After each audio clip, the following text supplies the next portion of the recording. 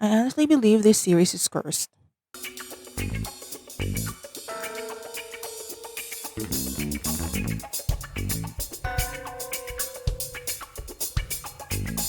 Congratulations first to Thailand for finally acknowledging same sex marriage in their country, whereas here in the Philippines, we couldn't even pass divorce. Like, how backwards is that?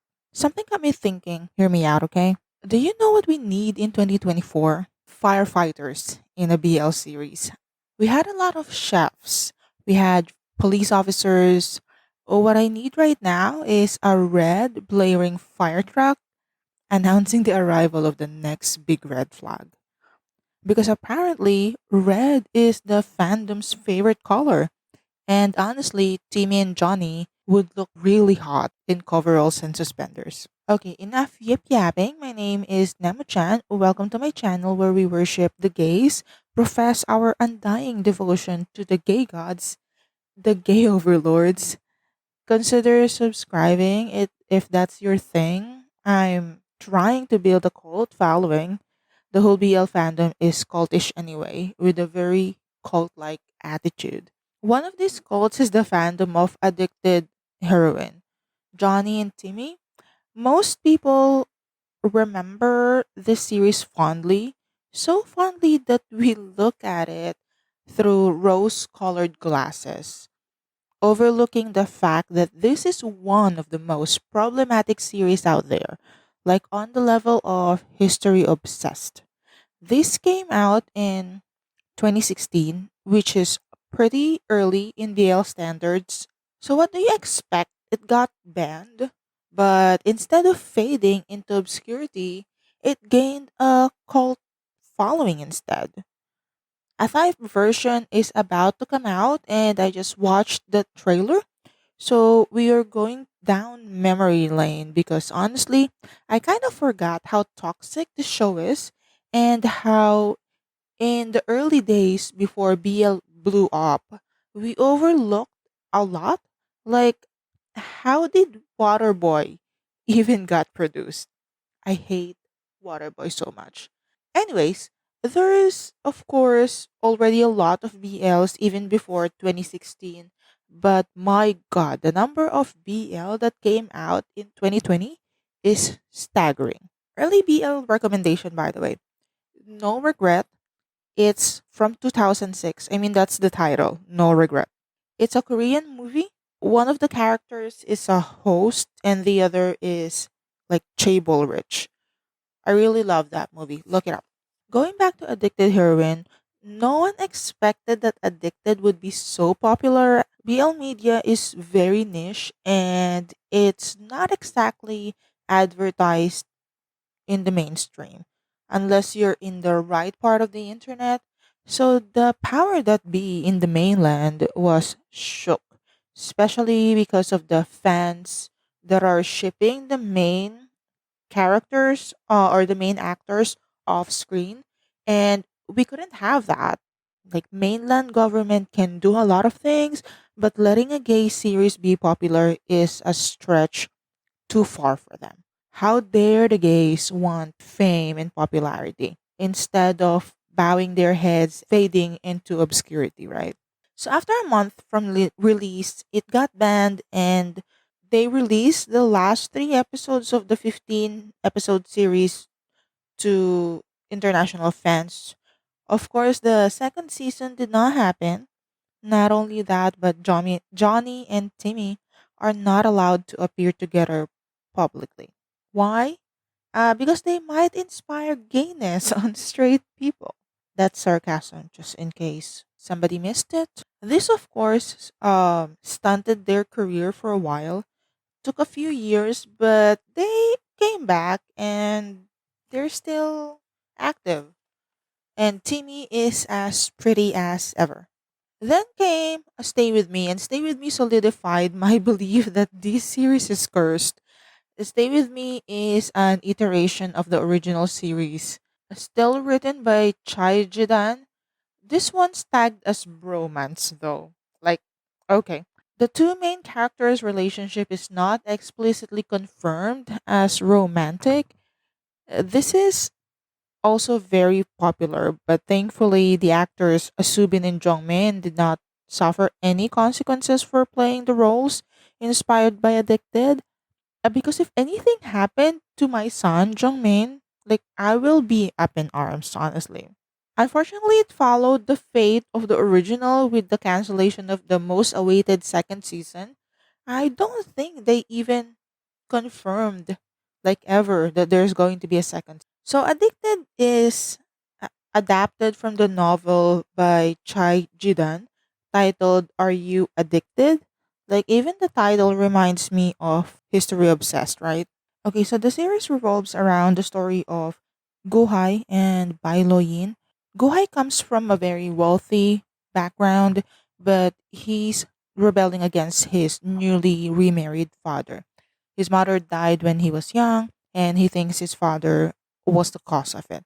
So he transferred to a different school, and that's where he met Bailoyin. Bailoyin is one of the smartest students in the school, but he comes from an underprivileged background, unfortunately, with his single father taking care of him and working for the family because his mother left him when he was really small or really young. So Guhai was really drawn to Bai Loyin for some reason because Bai Loyin's not doing anything really other than being very reserved and very dismissive of him.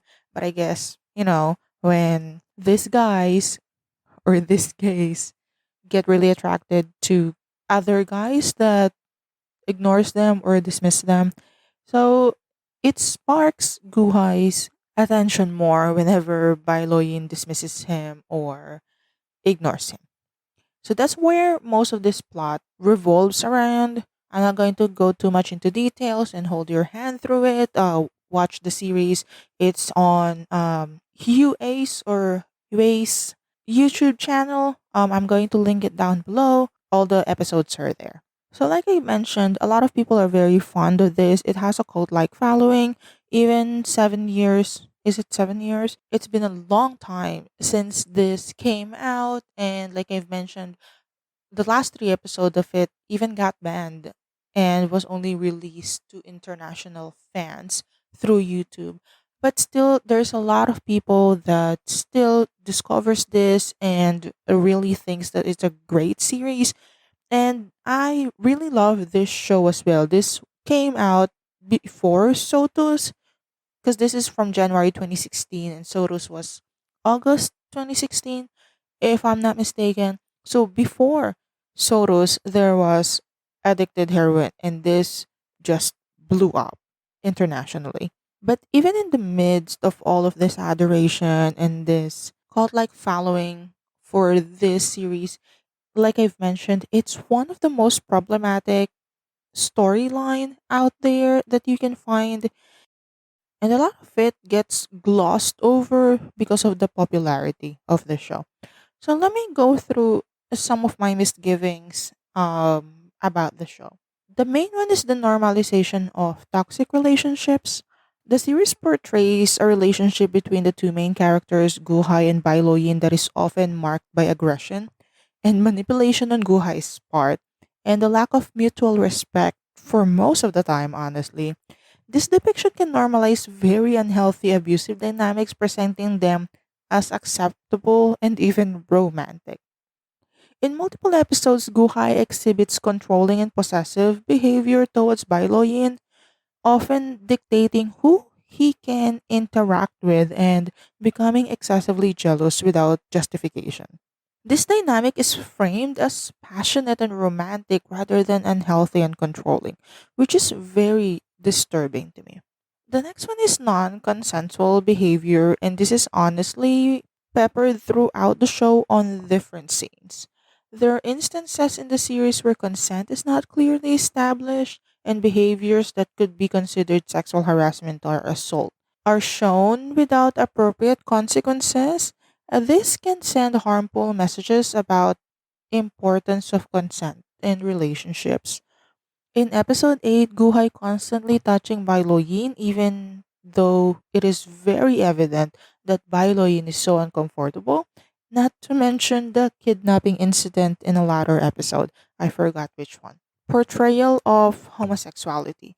The show has been criticized for its portrayal of homosexuality, which some viewers, including me, felt was sensationalized and fetishized.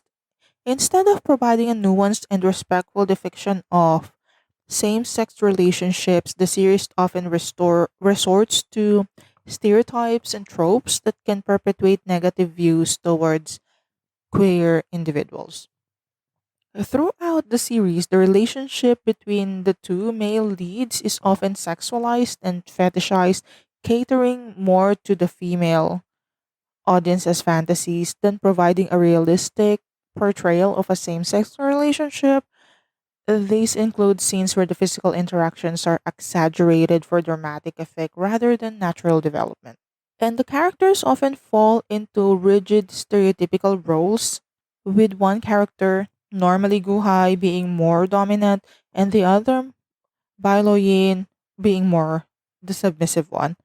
This can reinforce harmful gender norms and fail to represent the diversity and equality that should characterize healthy relationships.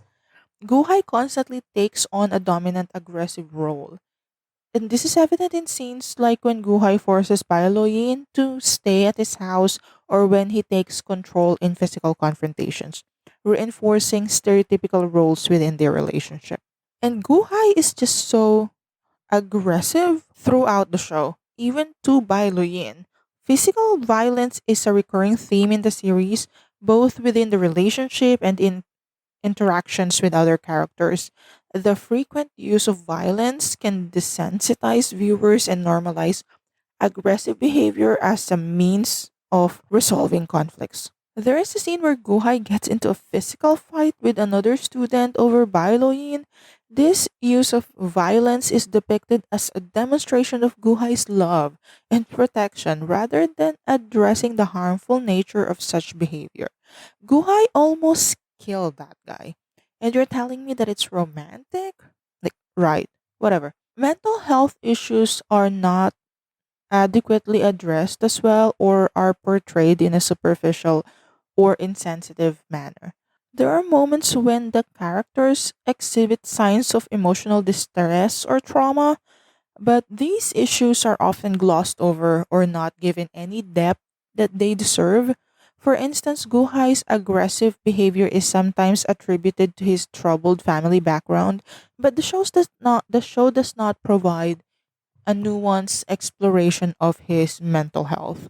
The abrupt ending of the series in episode 15 due to censorship leaves many plot points unresolved and adds a layer of frustration for viewers looking for a complete narrative. But the way that they normalize and romanticize abusive relationships, I don't think that they would have corrected it even if they were given another season. Another thing that really frustrates me is the constant homophobic remarks. It just doesn't stop. Guhai constantly makes remarks throughout the show. Guhai expresses discomfort and confusion about his feelings towards Bai Luyin, and he makes several comments that reflect internalized homophobia and a lack of understanding about same sex attraction. He makes homophobic remarks, often in a teasing manner, reflecting his own externalized prejudices.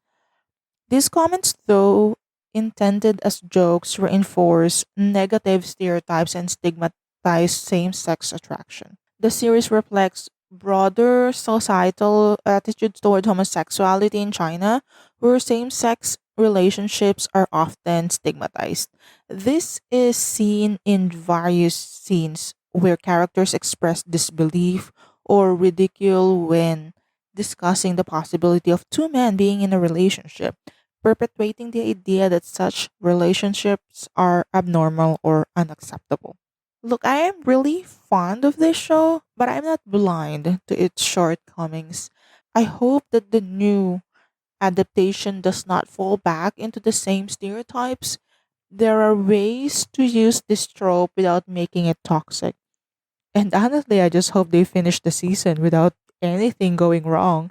Because, like I mentioned, this show, it's cursed. It is. Okay, I've been yammering far too long for a short show. So tell me, what's your favorite part of Addicted? Did you watch Stay With Me? Are you looking forward to the Thai adaptation? Comment down below. If you don't know what to comment, just comment Guhai or Bailoyin. That's it for me. Keep yourself hydrated, drink your water. Bye bye.